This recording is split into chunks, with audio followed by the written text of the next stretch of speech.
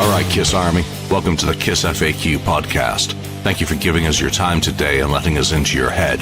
I hope we don't do any damage. We're just a bunch of Kiss fans and we talk Kiss. So come along for the ride, you've got nothing to lose.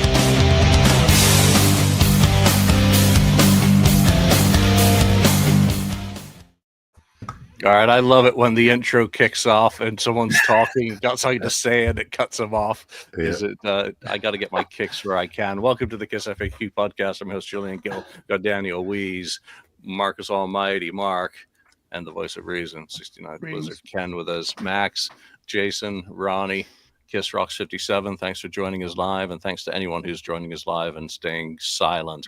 There's a bonus episode last night. I interviewed Joey Casata about his Order of the Rose book, performing music from The Elder in its entirety at the Kiss Cancer Goodbye event. Talked a little bit about him drumming for Peter Criss at the Cutting Room, and just a friendly, informative chat. It was really cool on the musical side from my perspective, hearing from a drummer who had to learn The Elder in order to perform live and how that went down and how they put that together for the performance. That's the sort of stuff that I like, so I get to ask the questions. So Joey, thanks for being on the show. Check out Podcast Rock City. I believe it's Sunday evenings. Go to Podcast Rock City on Facebook to find the stream and the exact time, because I don't want to give you incorrect information. Other news: next Wednesday, the 30th of July, Chapter 4 of the Audio Odyssey will be going live. That'll be the full live premiere for the public. It's got all the documents added in and a little bit of extra at the end. Members of the channel had an early look at that first. Before we get into today's topics, yes, the board is down. There's a global issue impacting the web hosting company. So I don't got to do shit. I can't do shit because I have no powers. So they're working on that issue right now. So we'll just get together and talk some Kiss. Mark, you had something to add that you wanted to get out there before we go to the mailroom? You were cut off. I'm not sure if I should ask it here or should I talk about it after. But okay. It wasn't a public thing. Okay, so if it wasn't a public thing, I had no when idea I was cut off. Okay, okay. Okay, so let's go. No, I just wanted to say. Okay, it doesn't matter. I'll talk to you about after. Okay, so it wasn't a public thing you wanted to announce for Project Gemini or one of your musical projects. Okay, so let's go to the mailroom. And I got mail this week, and I got a little video for this fucking clusterfuck. High tech. All right, so after 2 weeks in the hands of FedEx ground with multiple delays, multiple damaged labels, relabeling, my Asylum picture disc finally arrived. Look at that fucking packaging. And look at what they've done. You couldn't even takes an LP mailer and unfolds it to wrap a fucking LP to send it. And it's 30 inches long. That's what she said. Held together with just tape on the ends. What the? Quality, Kiss Online. The hell? Quality. And folded cardboard. Yeah, that'll be good for an LP. That's just been shifting around for 2 weeks. Needless to say, because of the crease at the bottom, it's been bent. So I now have to waste my time and send this back. Asylum. My first Kiss record. Knew I should have bought one of these fucking things from them. Yeah. So. Wow. My humor this week is severely lacking. Number one, 2 weeks in the hands of FedEx. That is not Kiss Online or Universal or whoever's fulfilling the shit's fault. That's their fault for using a shit service, which is FedEx Ground. It sat in Kansas for 5 days and God knows what temperature. It then sat in Southern California or Sacramento, I can't remember which, for 4 days doing nothing. It lost its label twice and had to be relabeled. So that's all on FedEx being shit. So fuck you, FedEx. But whoever packaged that, and if that was packaged by Kiss Online, who think that's good customer service, to put an LP in with a T-shirt and give it 30 inches of room to slide around by being jostled in a truck for 2 weeks, then you're fucking on drugs and you need to seek mental help. there's something really wrong with you if you think whoever did that shouldn't be working for a living. You should be under care. So that's just a waste of money. That's a waste of my time, my effort. But number one, there's only 500 of the picture discs made. That's a waste of product. So shame on you for not giving a fuck about your product or your customer service and doing that.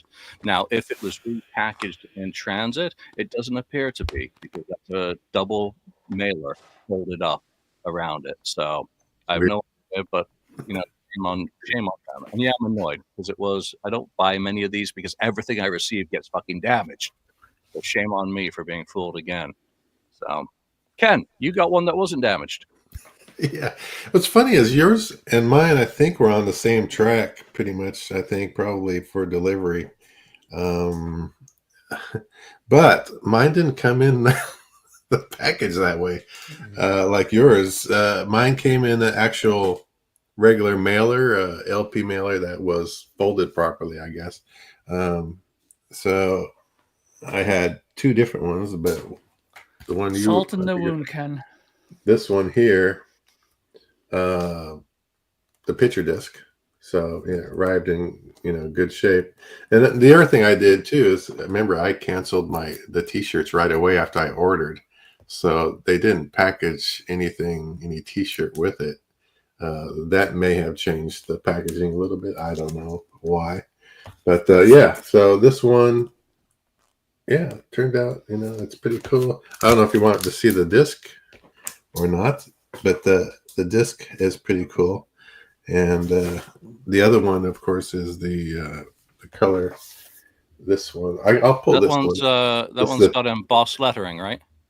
This has embossment, yeah, up here on the xylem and Kiss. I think and let's see, right here, their chins, those little spots, not the lips.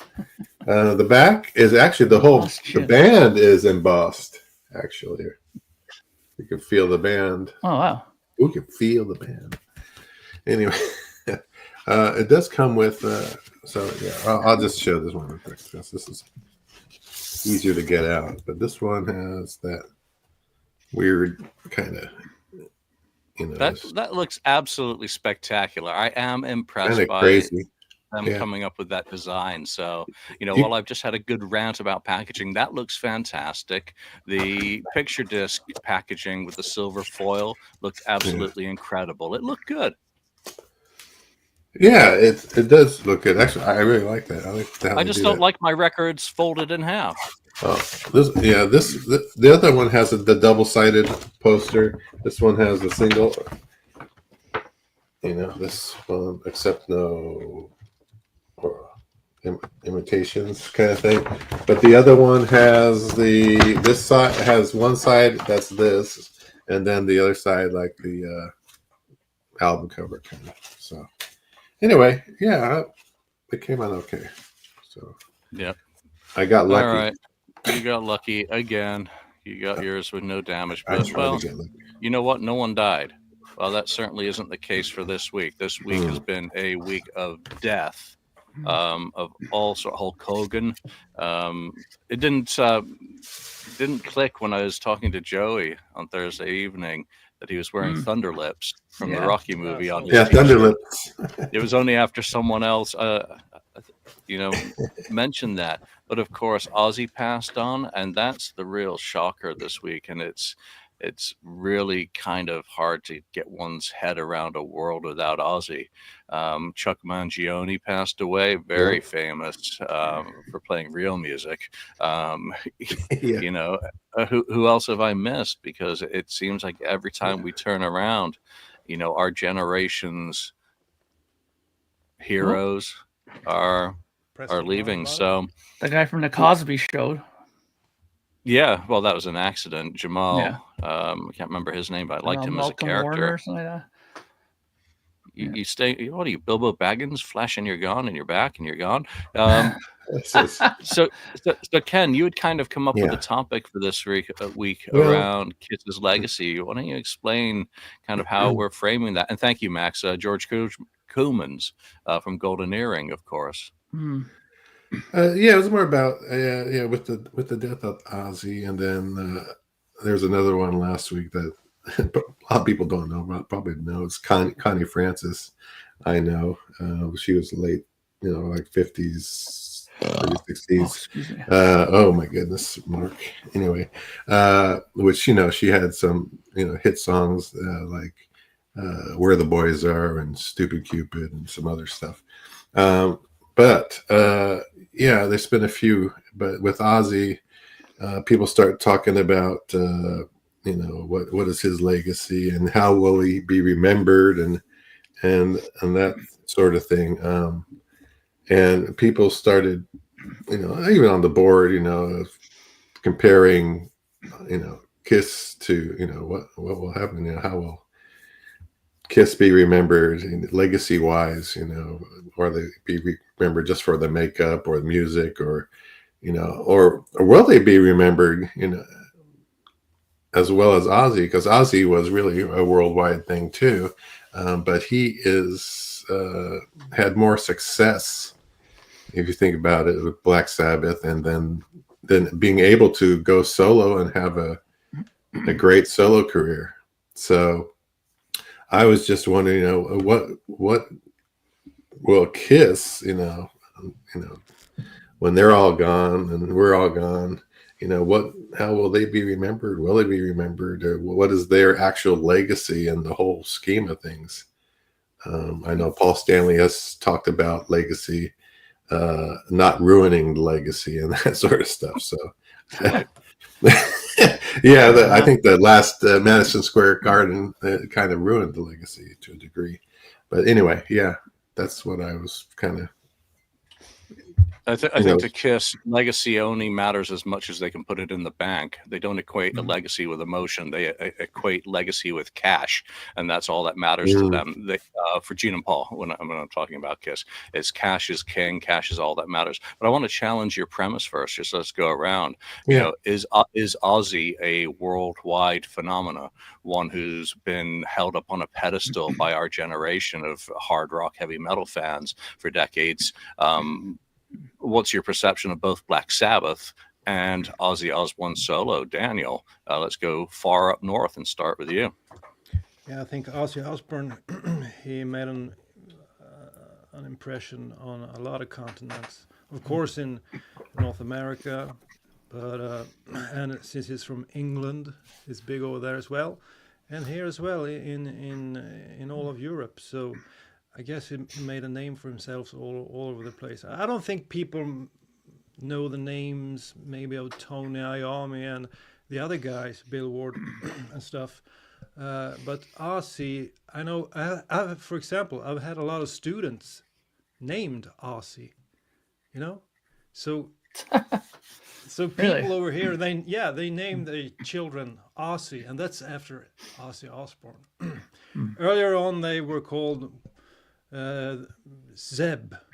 Have you ever seen How the West Was Won? With it wasn't big over there, but here it's an American series with Zebulon McKay and Bruce Boxleitner plays a role in there.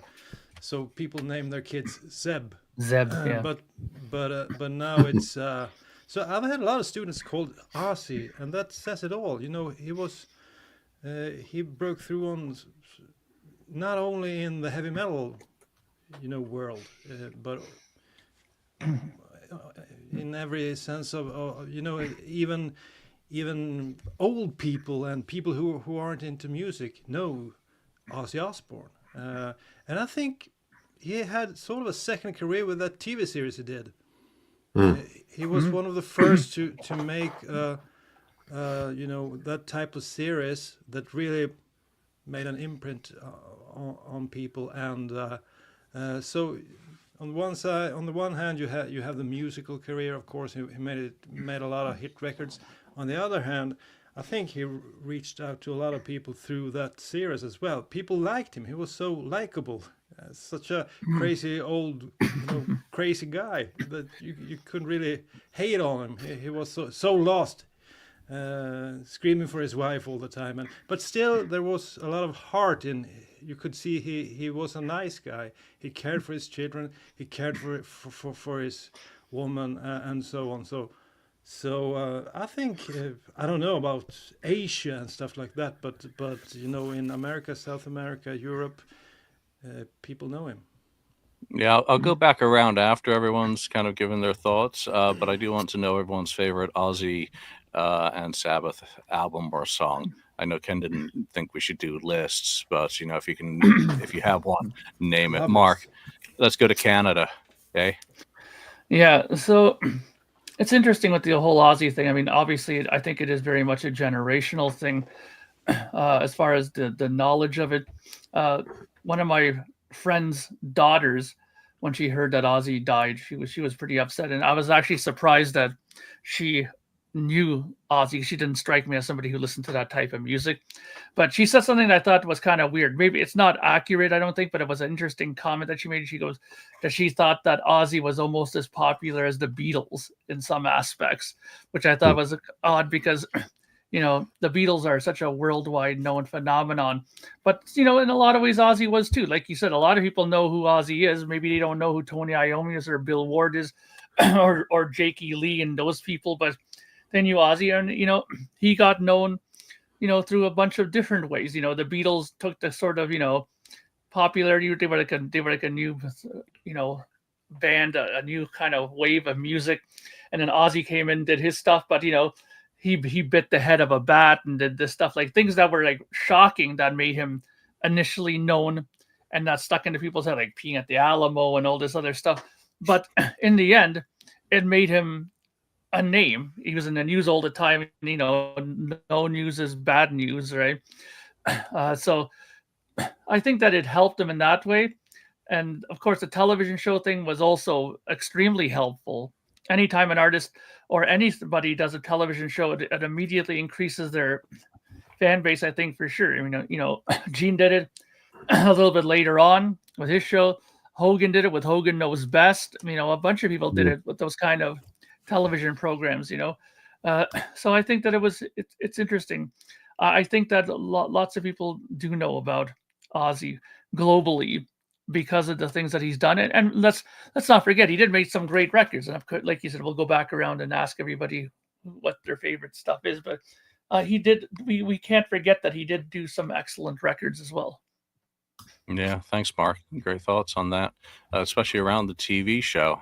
I think the Osbournes certainly introduced Ozzy and Sharon to a whole new audience, and kind of opened the doors for people like Gene Simmons then to do similar. And we know that Gene Simmons being on Family Jewels or having Family Jewels for more seasons than Ozzy did the Osbournes certainly benefited Kiss tangentially.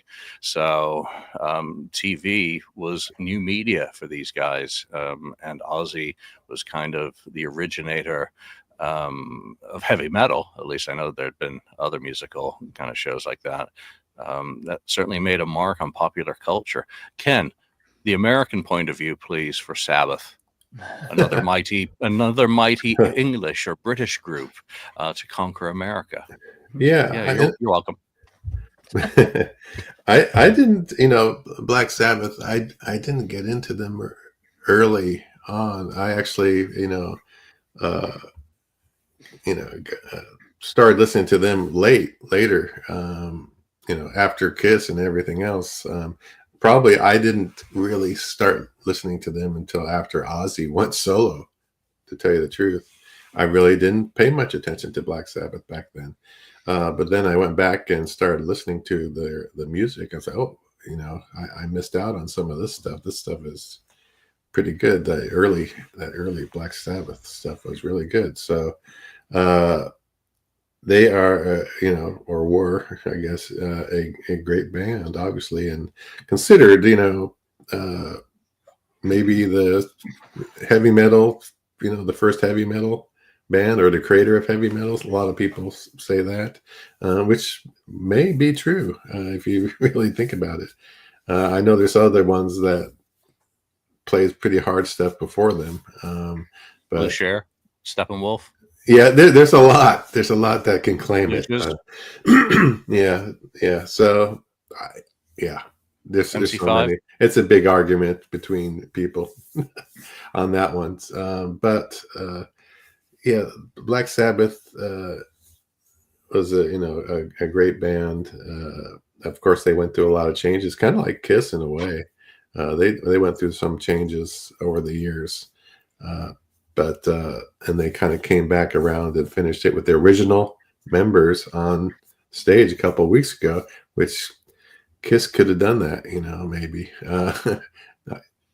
Probably not, but it's always that 0.00001%. Oh, go back to the Rise to It video, please, Ken. The beginning, Paul Stanley putting on the makeup. Yes. Anything's possible. Anything's possible. And he actually said that in an interview recently too. I just watched the other day that anything is possible. You can do anything. So heck, I don't know.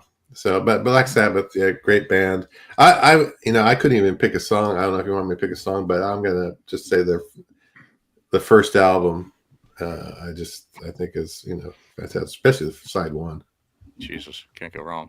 Can't go wrong with the debut. I mean, from the British point of view, I don't remember Sabbath in the 70s before going to America. I don't remember ever hearing the name. When my aunt first started sending me cassettes from Britain, she included in one batch Paranoid and Masters of Reality. So those were my first two Sabbath albums. So I was kind of indoctrinated into the American point of view from being in this country from the time Ozzy left.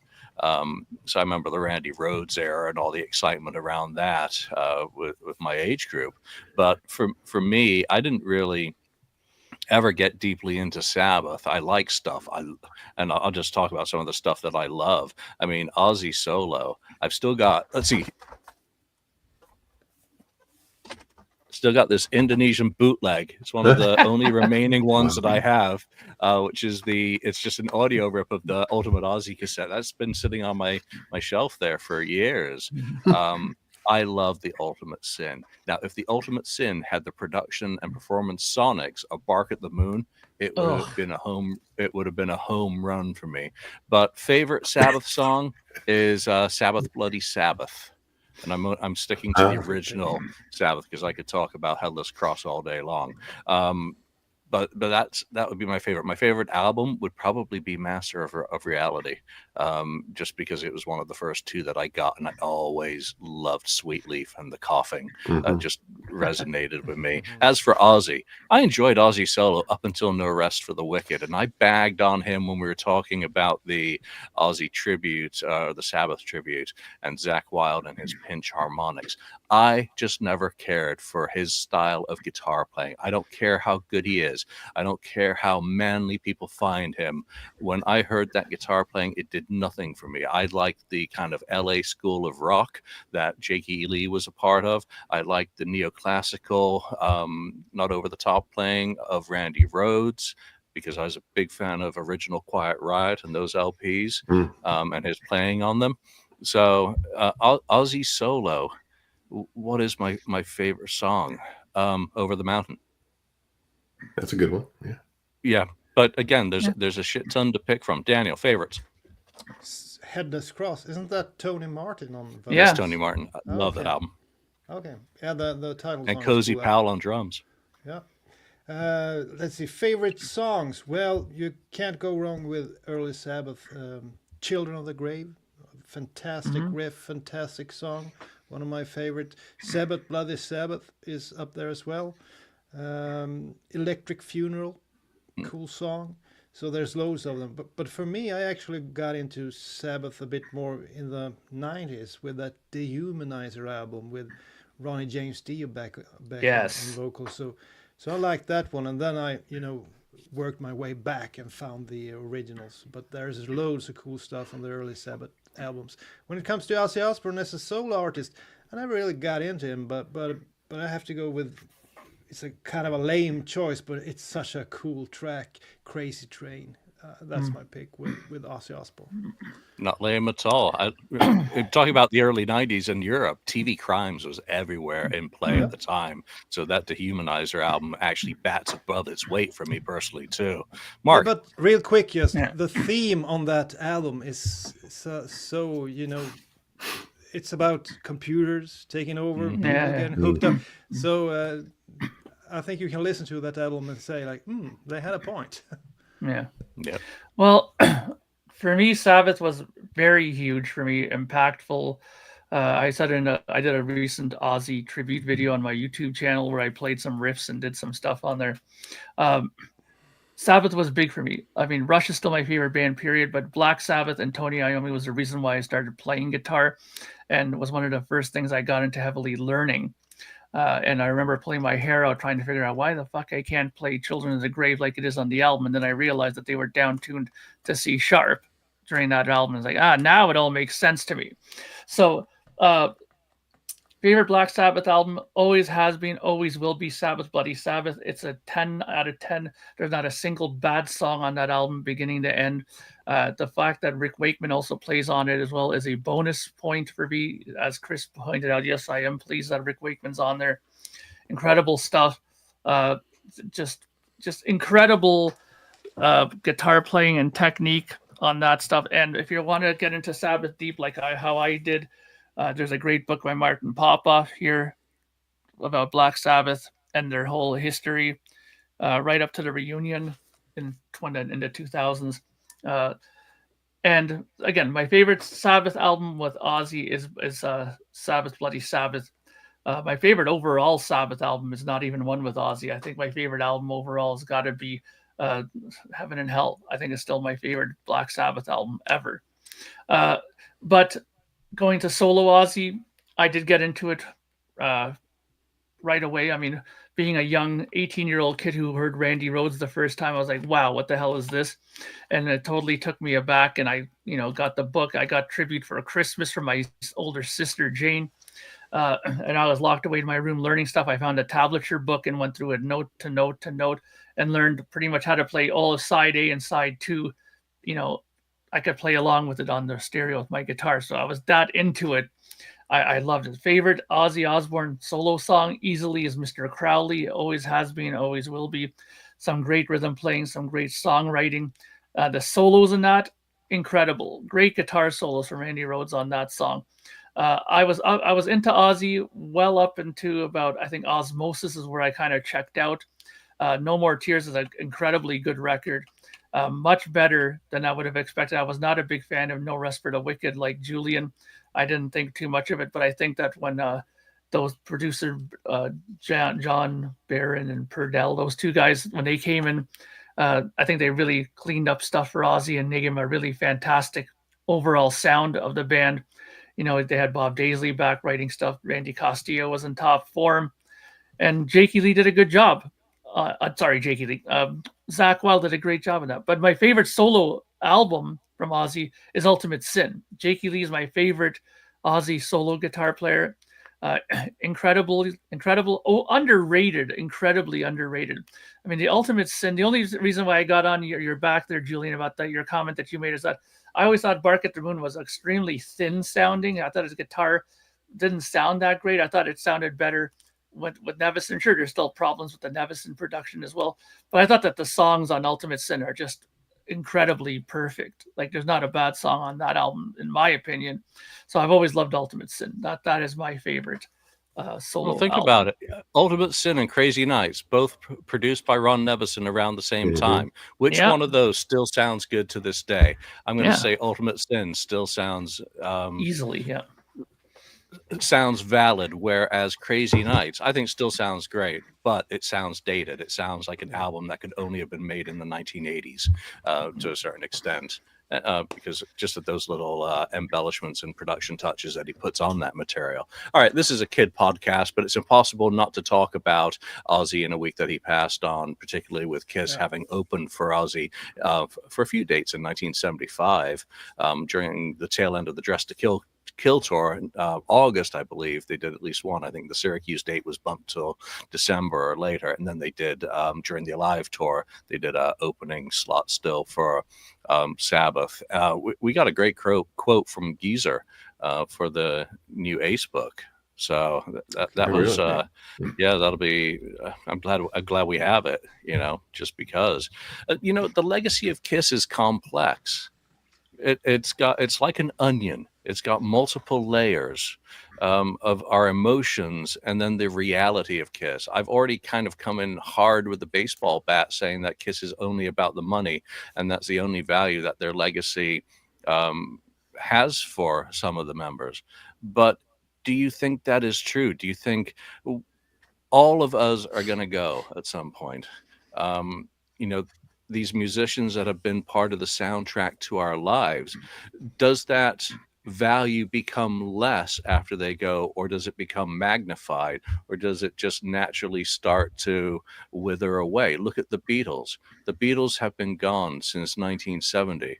I shed tears over the death of John Lennon and George Harrison. I mean, I was bawling like a baby in 1980 when Lennon got murdered, because my mom was bawling like a baby because she was a Liverpool lass from the scene. So we have had so many musicians die, but it's the ones that are close to us. Ken, start us off with some thoughts on Kiss's legacy. Perish the thought one day when that day inevitably comes. Yeah. I don't know how, well, if we lose any more or any main, Kiss members, it was sad when Eric Carr passed. That was a horrible day, obviously, with Freddie Mercury on the same day. But I don't know what's going to happen with, at least how I feel. I don't want to know, actually, because, and the way things go, I could go before they go, any of us can go. But I think the legacy of Kiss is pretty much going to be based around the original band, original lineup. And unfortunately, and it's just the way it is, it's going to be the second half, or the middle part with the non-makeup, is going to be pretty much forgotten, I think, for the most part, for the general audience or whatever out there, the world. They're just going to be, unfortunately, I also think they're going to be just remembered for the makeup only and not the music as much, even though without that music, decent music, good music, it would have never made it this far.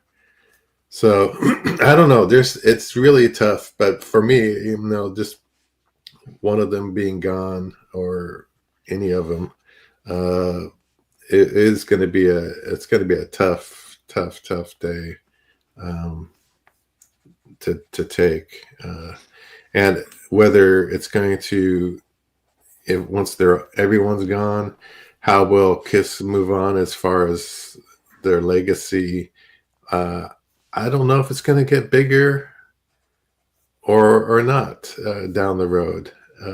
There may be a slow growth in the rock history kind of thing. I think it'll always be there. They won't be totally forgotten, because they were kind of a spearhead for theatrical rock and putting on the big shows more than anyone else that did it. And that's why these other bands and artists have these big shows with the fireworks and the lasers and everything. I mean, that's pretty much started with Kiss. So it's going to be tough. The other thing I want to say is, they're getting up there in age. We're getting up there in age. I'd rather them, I would hope, and this is kind of a selfish thing, regarding some things like box sets and stuff. I would like them to get those things, or get the interviews, or have Ken Sharp interview them as if they were doing box sets for every darn album. Because I would want their words on this, and to go forward, their words will be in print and in the books that come with the box sets. Otherwise, you're going to lose out on a lot of great stuff. But that's a selfish kind of thing. I'd rather they just, actually remember the stuff that you want them to be. I was they gonna probably just don't. say, They yeah, probably don't. already. And but yeah, hey, you never know. But I'd just rather them be here I'd rather them be here than have a box set, right? So Okay, Ross Radley up in the top right corner. You think Ken Sharp's going to sit down with Gene Simmons and talk him about, the day he had 3 rhinestones on his left shoulder instead of 4? Just is not going to happen. Daniel, legacy. Yeah, I don't think Kiss will be forgotten. When it comes to the music, I think it can be reignited if they get on some movies or into computer games. I recall Paul Stanley's solo album, Flying Under the Radar, but that song, Live to Win, ended up on what was it? Was it one of those American cartoons?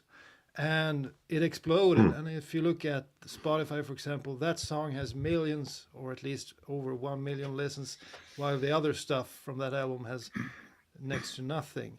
So you can always reignite old music with putting it on new material like movies and especially computer games, I think. So I think songs like Detroit Rock City could come up in the future. Black Diamond, Rock and Roll Night, they can pop up once again and make people interested in the band once again.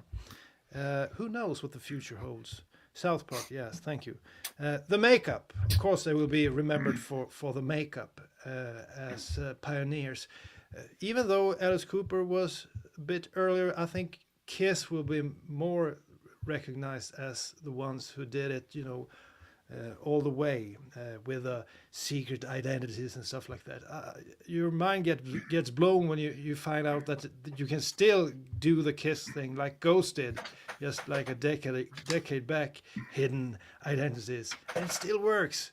I think that's kind of cool. And the stage show, the theatrics. So there's lots of stuff that Kiss will be remembered for. And as Ken said, the non-makeup years, not so much, of course. It will be about the 70s. They will be remembered as a 70s band that was a great live act, and they had makeup and hidden secret identities. But of course, the interest and popularity will be on a slow decline, as it has been since they stopped playing. So you need these kind of things to keep it alive. And we'll see. There's one thing on the horizon that can make or break Kiss, and we all know what it is: the avatars. Yeah, and that's the key thing about who's in control of the imaging and rights. When the Beatles broke up, that became the partnership kind of guiding it forward, and then Yoko Ono and Olivia Harrison guiding all the projects that have happened since. And look what's happened in the last decade around the Beatles. You've had Peter Jackson documentaries. You've had the live Hollywood Bowl special. You've now got Peter Jackson, I think, working on other Beatles stuff. You've had box sets. You've had a completion of another song. And what I understand is that they're redoing the other recreations, Real Love and Free as a Bird, from the other 2 anthologies with the new technology as well to enhance those. So you've had all these great box sets that have come, Let It Be box set, Abbey Road box set. There's going to be, they've already had a Sgt. Pepper's Deluxe with a lot of stuff, and a lot of that stuff's included on. But the whole intellectual property and catalog has been cultivated and very carefully treated with respect. Now, the same has also, been the case for Nirvana to a certain extent as well. They've also, in the years since Cobain, they've done the live album, they've done the Nevermind box set, they've done the intro. Yeah, but they have like no discography compared to some of these other bands. They But don't. they have a lot. But they have a lot of recorded material, and they have had the box sets, and they have done. You've been very respectful in dealing with those. Paramount live DVD, Reading live DVD. You know, so again, they have continued to carefully, and obviously there's been friction between Dave and Courtney, but they've still managed to, as a business, move forward with honoring those. I think certainly it's going to be all about 73 to 79. It's gonna. Yeah. The original's legacy is secured no matter what. The original's legacy is that band that conquered the world in the 1970s. Now, does it start to dilute? Is another matter, and is that IP in the hands of the right people? Now, if the right people are only thinking myopically about one thing, recouping 200 million or whatever on avatars, 300 million. whatever. Again, that's an awful lot of tickets to sell, you know, to try and recoup the amount that they've supposedly invested in bringing that to life. It's going to be a completely different matter. There have been box sets and other product rumored for this year that nothing seems to be happening. It just seems to be rumor, and all these wannabe mouths on the webs talking and hinting like, you know, like Jesus is coming to town. So how is that intellectual property going to be managed? It's going to be a very... Mark wants to go so bad. Mark, go. Well, no, I Mark. mean, if you've always said, Julian, we have to kind of cut you off on that. Otherwise, you go on for like 45 Hell yeah. minutes. You know? The monologue. Hell yeah. The monologue. Go for it. No, Monologue. so I'm just saying that the whole thing you kind of touched on is like, what are the people that own the stuff going to do? Because let's face it, Universal Music and those guys are the main owners of this stuff. So whether we want to, you know, believe it or not, Kiss is not the center of their world. You know, I know that's going to tick people off me saying that, but they're, you know, they're not. There's much more important bands to Universal Music than Kiss. So will they put as much effort into it? I mean, you can't seriously think that how Apple Corp and all those guys, you know, do the Beatles catalog, that Universal will do the same attention to detail with Kiss. There's just no way. Okay, they're not that important to Universal Music as Beatles are to those guys, right? So I think that's a huge part of it, you know. And the whole thing about, you know, Kiss only being remembered for the 74 to 79, yeah, it's probably true, but you know what, that's very narrow-minded, I think, of the people involved, because, you know, it's like you only get half of the story this way. It's like you have this time period where they were known and popular, and all of a sudden, boom, there's nothing all of a sudden, and then they're back again. That you're not telling the whole story doing that. You know, I mean, you got to at least put some aspect of that in there. I mean, without records like Animalize and stuff like that actually went platinum after the big kerfuffle in the 80s, they wouldn't have never have come back. Maybe they would have waited, you know, 15 years, and then finally there would have been some reunion that maybe would have done maybe only half as good as it did, you know, in the 90s, right? But, you know, this is all guesswork, of course, but I still think they should include some sort of, you know, tip of the hat to the 80s, because it was part of their period. It was part of their thing, their comeback, you know. You can't have a big, you know, pinnacle comeback without it dropping down to its absolute low. So I think that's pretty important to put in there. You know, the Avatar stuff, honestly, I don't care what happens with the Avatar. I mean, ever since they've mentioned it, that is one thing I've not looked into. I've never tried to look up articles or look up and see what's going on with it. It has none of my interest in there. I think if you're going to keep people's interest, I think it's got to be centered around the music. That's the thing that brought them to the dance, right? And if you want to talk about the Beatles in comparison, then you should try to approach it the same way as they did. Make a decent documentary, make a decent, you know, set of releases that they did, just like they did with the Beatles stuff. And I mean, if it was good enough to get their career still in people's minds and talking about it, I mean, come on.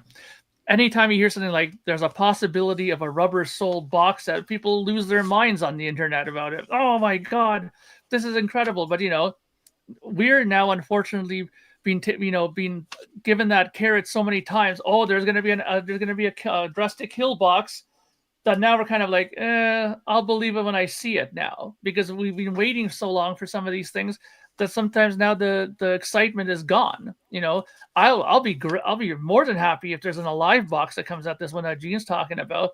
But I mean, you know what I'm saying? Like they've talked about these things for so long that I don't know what to believe. Whereas with the Beatles, when they say something's going to happen, it seems like it happens. You know what I mean? And here it's like, I don't know. So let's see what happens. But I think that depending on how they go forward with it will be dependent on who remembers them. They'll always be remembered with people like us, like this community of people that talk about it all the time. But we're a small group of people in the grand scheme of things. It's whether or not the big people with the big money and with everything else going on, if they keep it up and give it some attention to detail, then Kiss could possibly be going on forever. But Mark, Yeah, real quick, real quick, Mark, Mark, you said we will always care. Do you think there will be Kiss podcasts in 10 years? Well, I mean, it depends. I mean, if they're giving us something to talk about, then there will be. But I mean, we can't keep hashing over the same things over and over and over and over again. I mean, I guess we could, but I mean, it'll lose interest after a while. I mean, there's got to be something, put out there, even if it is like a new box set with, one or two discovered songs or some unreleased thing. Then there's something to talk about, and then you can go back down memory lane and talk about this, or even if something minor, like if somebody found a new flyer or found a flyer from an old concert that suddenly appeared, then suddenly you have a talking point. It depends on those kind of things. I think that'll make people's interest stay. But the music will always make people interested, right? Yeah, but I think that's kind of mind-blowing that the amount of Kiss podcasts, if you compare it to other bands at the same level, there is something about Kiss that other bands lack. That's clearly the case because they have nowhere. I don't know your favorite band, the Rush. Are there loads and loads of Rush podcasts? I think there's maybe I only know about maybe 2 or 3. Yeah. Maybe that's about it. So, but then Kiss was, but then Rush was never a band like that. Rush were always a kind of band that were just, they made a record, they went out and toured it, and that, I mean, they didn't start putting out box sets or doing anything like that until well after they had packed it up, and that's it. And now, they put out one every couple of years, and us Rush fans are loving it. But but we also are doing now, there's Rush conventions going on. There was just one here in Massey Hall, a huge one here in Toronto. I couldn't even believe it. 4,000 people. Were you there? Were you there? No, I didn't. I wasn't available. What kind of Rush fan? What a Rush fan! You know how many Rush things I was involved with over the years. I mean, it's unbelievable. Yeah. But there's it's a different thing. Kiss is like a totally different band than Rush in that aspect. I mean, and I know people hate it when I say this, but I always get the feeling that Rush were more concerned about the music and how they were viewed musically, where Kiss was more viewed about, they cared more about the money and the imagery more than they cared about their music, I thought. Not in the early days. But I want to take you to task for your point about the Beatles and saying that, the Beatles expecting Universal to treat the Kiss catalog with the same respect and diligence that they do the Beatles, or anyone does the Beatles catalog, I think is false. I think that's a cop-out, because if you don't cultivate the garden, you're not going to grow any flowers. So you can't just haphazardly ignore those assets that you have sitting in your vaults and trying to think about, well, how do we monetize these? How do we do it properly? I'm more concerned at this point when it comes to legacy in that Pop House has the rights. Pop House, or some of them, Pop House holds the keys to the kingdom, to use a Gene Simmons phrase. What has Pop House done in 18 months with the legacy?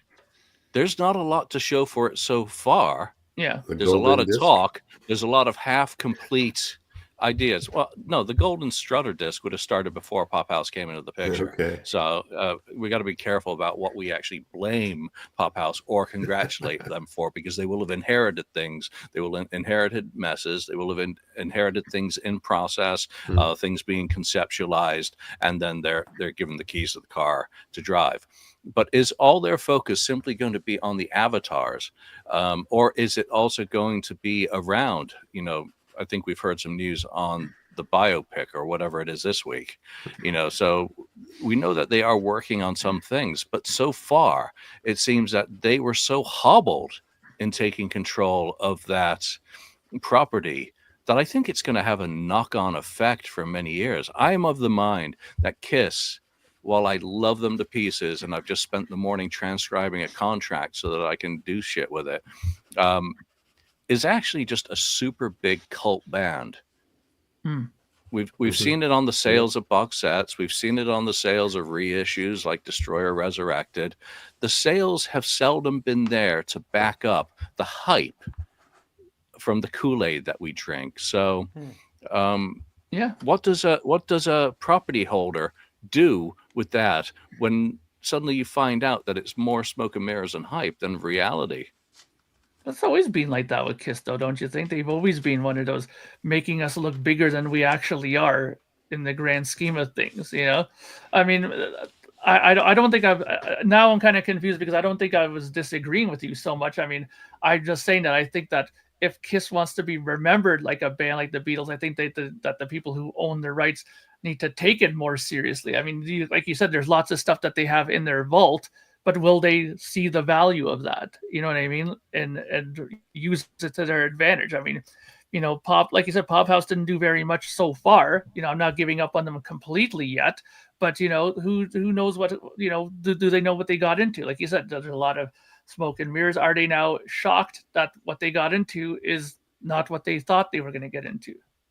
I think it's kind of interesting, the thing they did with Kiss Army Storms Vegas, when Paul and Gene obviously don't care for what Pop House does and their ideas, because they intervened, so to speak, and made them change the whole setup of that gig.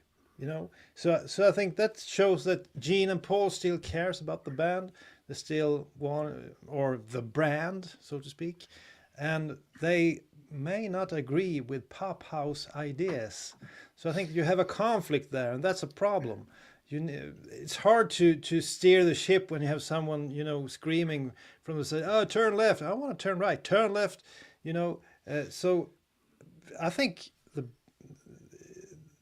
in order for Pop House to do a good job, they need to cut the ties with Paul and Gene, if that's possible. When you talk about a cult, and I agree with that remark, Julian. Kiss is like a cult band, and as far as their, one way to tell is these days they're more like a cult for their diehard fans, because when something gets released new, like even going back to Sonic Boom, Monster, that first week, man, they it's up high on the charts that first week. Then it's off the chart the next week. So it tells you right there, there's no staying power like they used to have. They did have staying power in the late 70s and maybe through the mid 80s at least on the charts, where the singles were staying on there longer. The albums that they were releasing were up, not bad on the charts, and they would stay there. They were continuing to sell. That's why they were making, selling platinum albums through that period in the late 70s. They had staying power, but ever since at least the reunion, that's that. Well, They've since been pretty Revenge, much, Revenge dropped what debuted at 6, was it? Or am I thinking Alive? and that dropped off pretty quick too, right? Yeah. So it maybe up through the 80s, it did pretty well. Late 70s to the late 80s, and then the sound scan after era that comes that uses real numbers. But even another minor example of it, for example, is look at the Kiss store, the online store. Like when they put out a new thing like the Asylum thing, the picture just sells out right away, and then the other stuff eventually sells out as well, which shows. Yeah, but I was surprised when I went to go in the store now. The Lick It Up anniversary thing is still available. It's not sold out. If you go in the store they still have copies of that. Yeah. There's a few things that they still have copies of, like the Elder picture disc is still available. That's not sold out. So it's starting to make me wonder too, like, is the audience being fickle, or is it just that their popularity is starting to wane out? Is the audience slowly disappearing? Because the way everybody makes it sound like as soon as something comes out, it'll immediately sell out. Like I see people posting like, get your stuff, get in early, get in right at the morning because you might not get it. But some of these things are there now months after the fact. Yeah, or is their electricity bills higher and their food bills higher and their gas or petrol, higher? There's things that are impacting people's ability to spend. And I think there's a shift in what people are doing with their disposable income. Marco raises a good point. Marco says, Pop House knows what they're doing. Well, judging by the Avatar's debut before they were cooked in December 2023, that's still to be determined. I'm sure as a business, they know exactly what they're doing, but do they know what they bought? And I think the thought is that they spent a lot of 2024 figuring out what the hell they bought and cleaning up messes around it. So that's to yet be determined. Was the brand well managed? I hate the word brand. It's a band and it's band assets. If Gene and Paul would shut up about brand, was it well managed? Definitely not. I think that's indicative of why there's been such a delay between December 23 and where we're at now, with no even hints about avatars, at the midway point. No, here's where we're at, guys. Let's keep you excited for 2027. Instead, it seems that they signed a really bad deal with Gene and Paul, in that Gene and Paul can say, we don't like what you're doing with Vegas. We're going to rebrand it and make it the Cruise on Land. Do Gene and Paul have that same sort of power still to control what Pop House are doing? If that is the case, if Gene and Paul have approval, then Pop House is not a brilliant business that knows what it's doing. And I think that is part of the problem that goes back to my premise. And Mark's going to cut me off in a minute because he's got a timer. No, I won't. No, I think that's part of my premise, is that the IP holder has to be able to do things. Now, unfortunately, there are too many people who have approvals in this whole process for doing anything around KISS, because Universal controls certain aspects. You've got Bravado, the merchandising arm, and then you've got Pop House, and then you've got interconnects. It's like a web in between those entities. So right now, I'm sitting strictly as a fan saying, well, Pop House is doing such a great job. The only thing I've seen from Pop House, I guess, really, is standing in the audience in December 2023 and being supremely unimpressed by the technology, being supremely unimpressed by Kiss's attitude on stage at the end, and Paul Stanley in particular, and the things he wasn't saying, and the number of times he said I. So it's still to be determined what what Pop House, can do. Do I want them to succeed? Yes. Do I want Kiss's legacy to be celebrated? Oh, hell yeah. I want to be able to see an Avatar show of the 70s that we never saw, some aspect of it celebrated. I have no idea where they're going in terms of their plot lines for their shows. So yeah, I want it to be successful. I love Kiss. Yeah, we all do. But I think you made a interesting point there when you said the brand or the band has not been managed that well. I mean, we all saw this way back when the reunion started. There were these opportunities that we as fans saw, make a live video from Detroit Tiger Stadium. It would have sold a lot of copies. Go into the studio early, right off the bat, make an album. No, let's wait a couple of years. So they made a lot of bad decisions all the way through the 90s, the 2000s, and later on as well. And we've been frustrated for decades now as Kiss fans when it comes to their ideas, because it's just up for grabs, no brainers, easy money with products. For example, the concerts, they filmed every concert during the reunion era. How Allegedly. many did they? Yeah.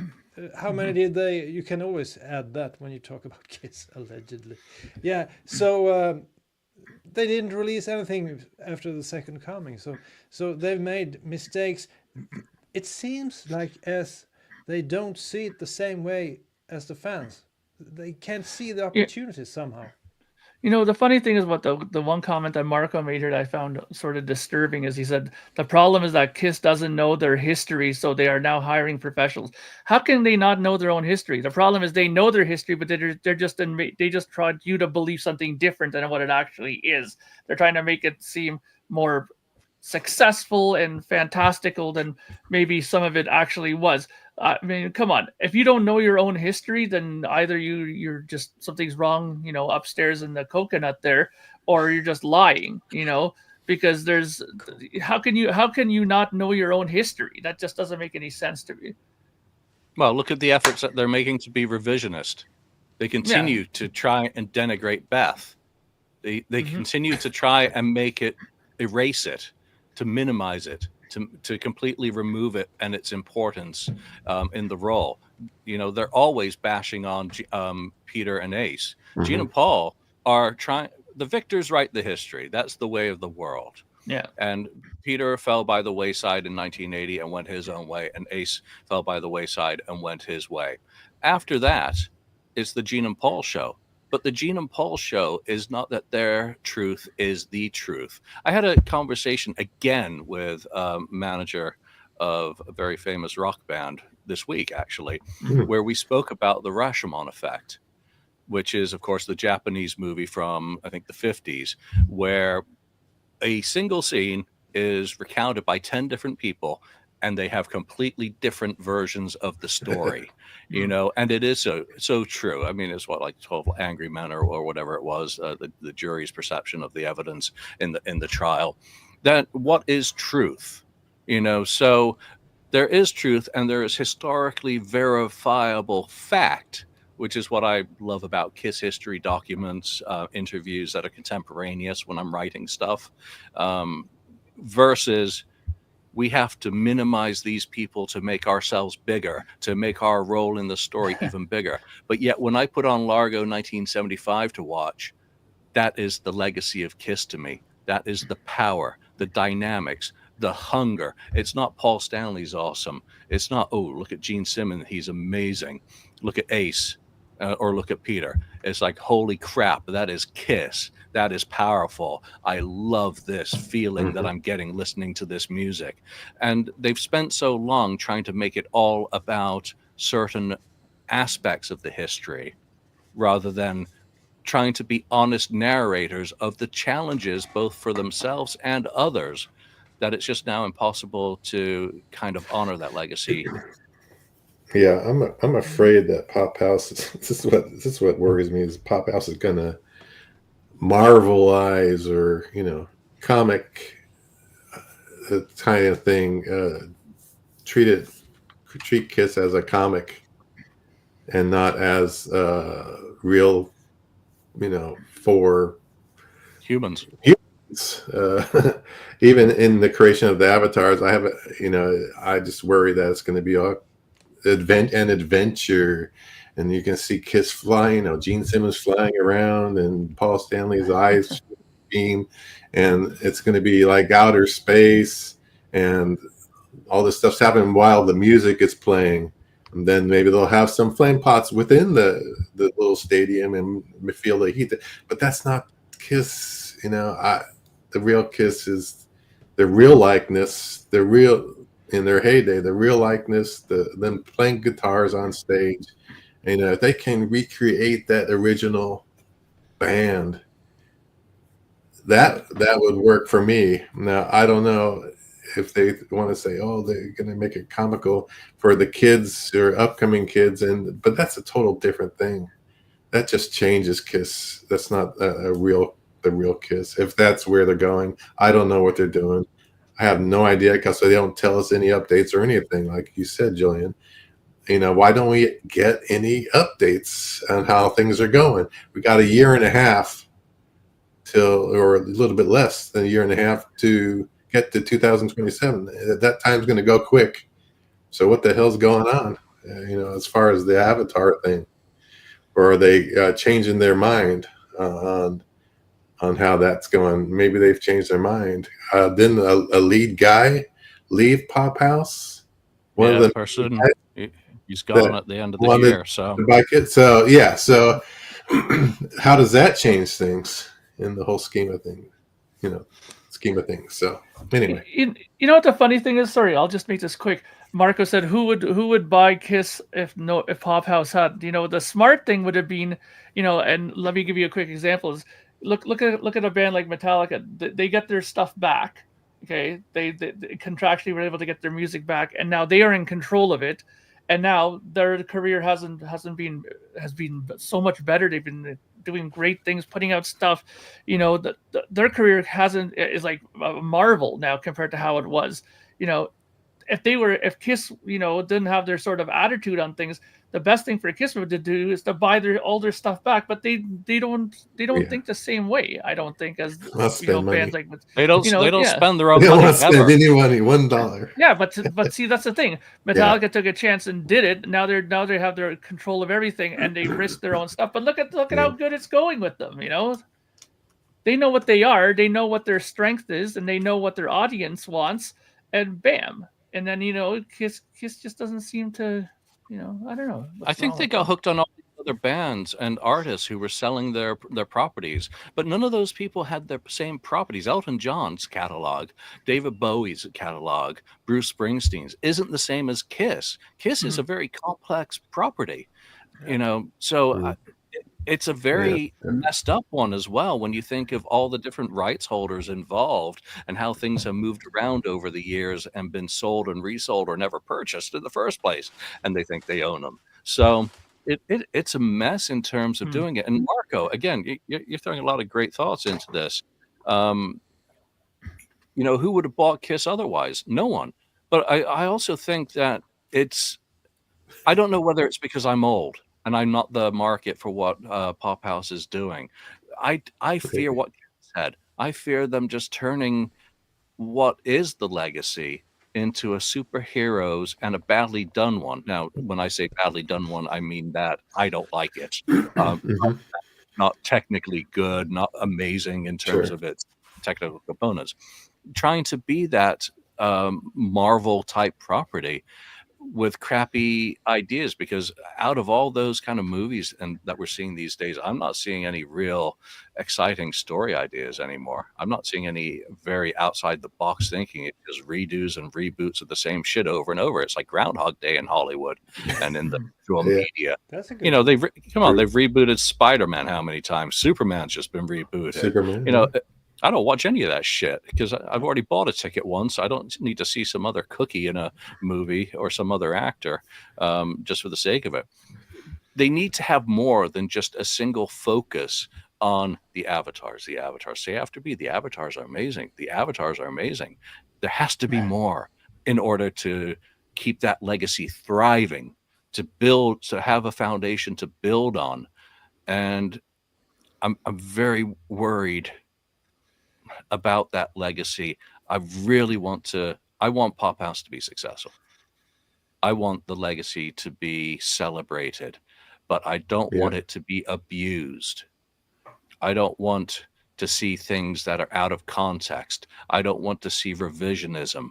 I don't want to see parts of the story that we know as truth or are well documented enough to be considered fact, even regardless of the varying opinions, kind of shifted around just to shape one story. So that to me is legacy. Agreed. But it's an exciting time to be a Kiss fan because we've got no freaking clue what's going to happen next with these guys. When is that Vegas thing?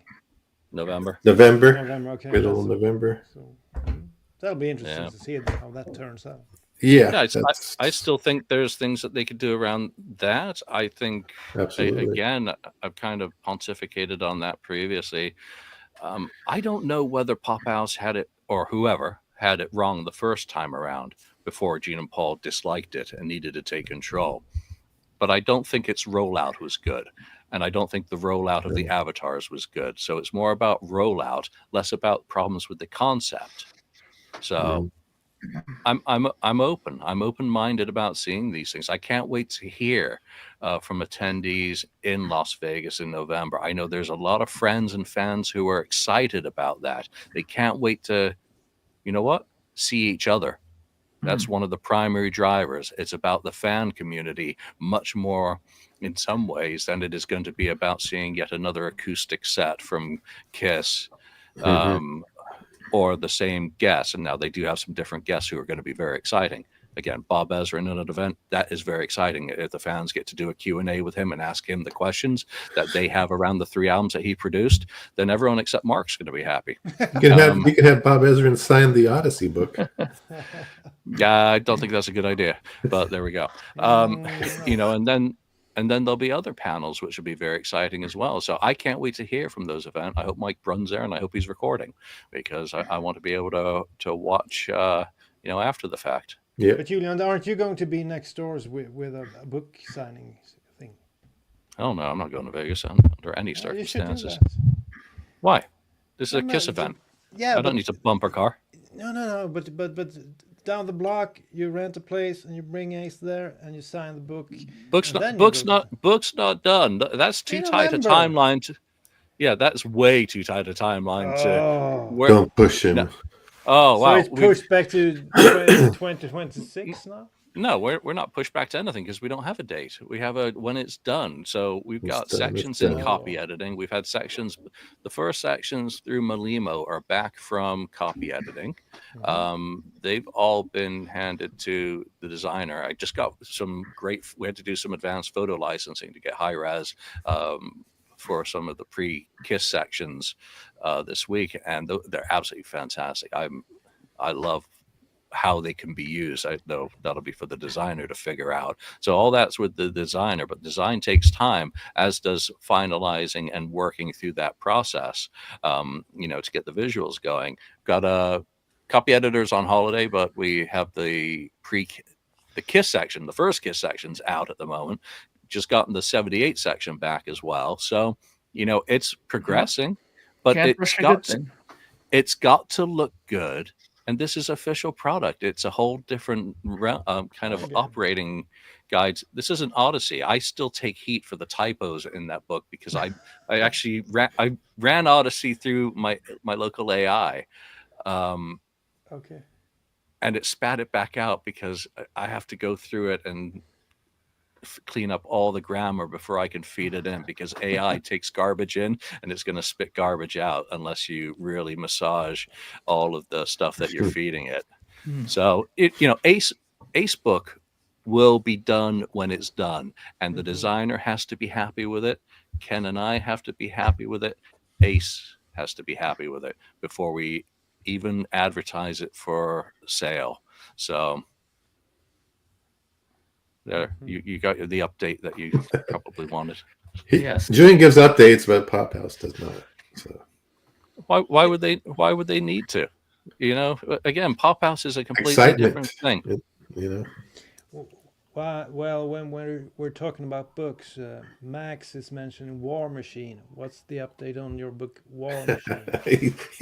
Daniel asks the same question every week here. Yeah. What's the update on War Machine? It's you know, I'm still working on it. I still got some gaps. I'm fighting a challenge now with the changes in the United States and funding to from the federal government to state governments, and I don't need to talk about the politics of it, but the impact of those decisions mean that many libraries now are not sharing as much as they were. So really? I've got gaps that I need to plug in terms of data. And just the reality of that circumstance means that my last 5 interlibrary loans have been declined by those other libraries. And but how many years do you have Trump there in America? He's gone in a year or two, or? Well, I don't want to talk about the politics of it. Yeah, I know that, but he's 2 years anyway. The reality of any government.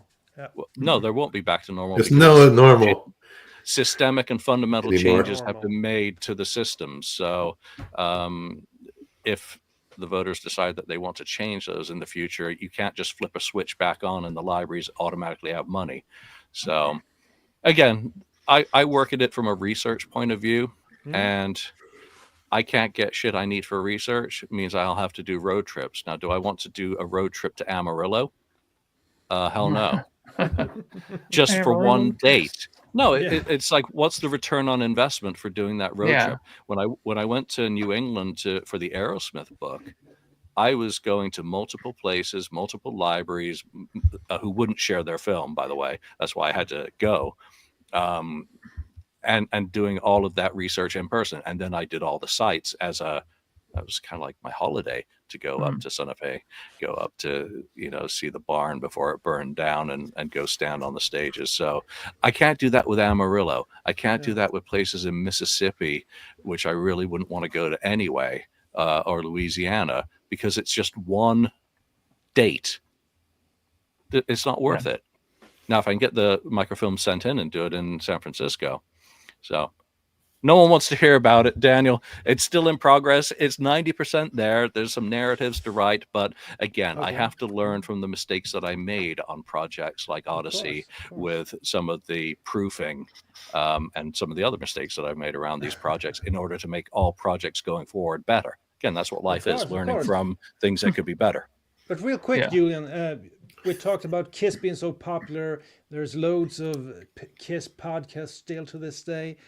When you released that beautiful Aerosmith book, how many Aerosmith podcasts got in contact with you? Because that must have been something really special for them. I knew this from the outset with the Aerosmith book, that the fan communities are dynamically different. Mm-hmm.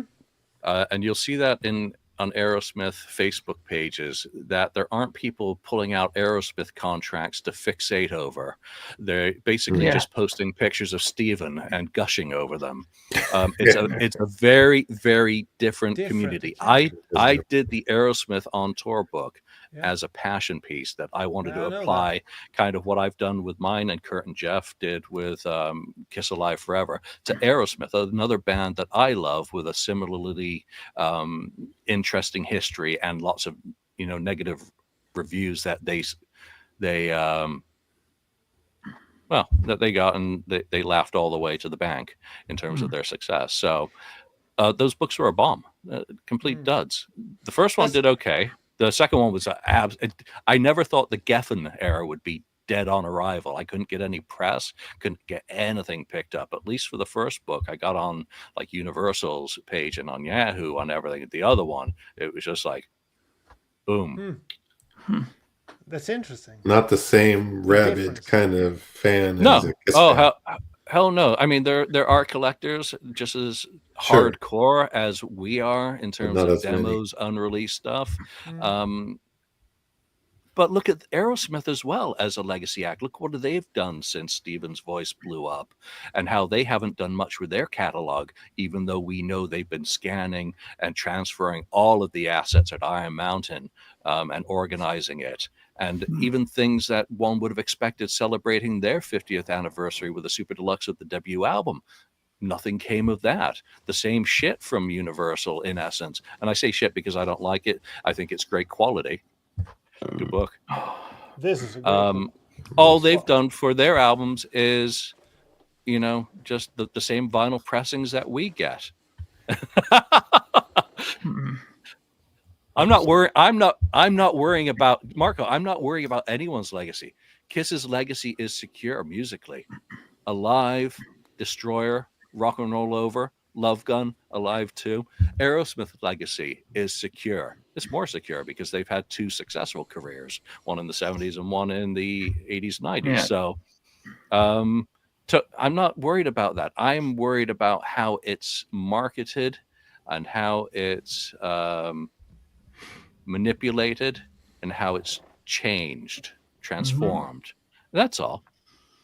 I've got no problems with Kiss's legacy because I know that Ace Frehley, Gene Simmons, Paul Stanley, Peter Criss will always be the core real Kiss.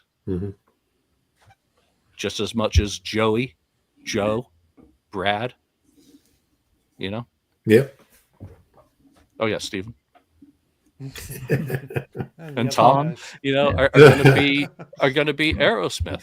You know, even though that wasn't the original lineup. Just like John Rootsey, it was the anniversary of his passing. You know, Rush is Rush. Rush's legacy is secured. Oh yeah. You know. Yeah. But when you talk about the genre, the music, the rock genre, what do you think will happen with it in 2 decades from now? Will it be completely dead, or will there be a revival? No, this Rock argument is has alive been and well. Yeah, this argument's been Alive done and well. 100 times. When Elvis, the Elvis period, they thought that this is a fad, it's going to go away. Beatles happened, this is going to be a fad, it'll go away. You know, they always do this in every 10 years, and then it just ends up coming back again stronger as ever. So Yeah, that's what I'm thinking as well, because you can't replace rock and roll. There's nothing that compares with it. The feel, the punch, the balls. as long as you have nothing youth, compared to rock that's what's and it'll be around. Yeah. What did Ozzy say? I just looked it up. Rock and roll will never die. Never die. There you go.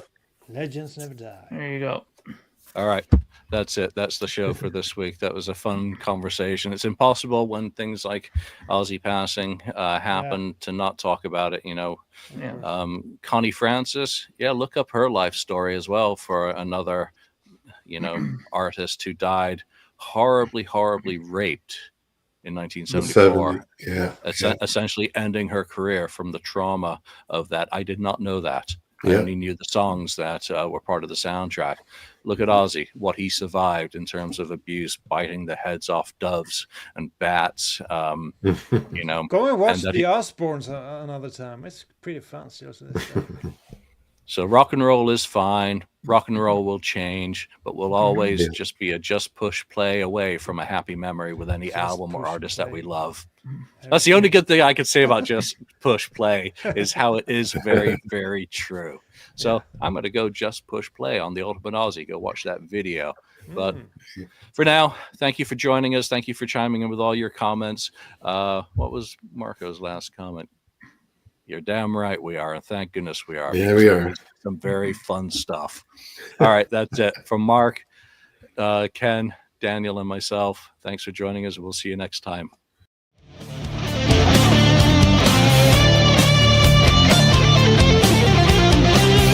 Thank you for spending time listening to the KissFAQ podcast today. All sales are final. There are no refunds. If you'd like, look us up on Facebook or come over to the message board and discuss the topics we've broadcast today.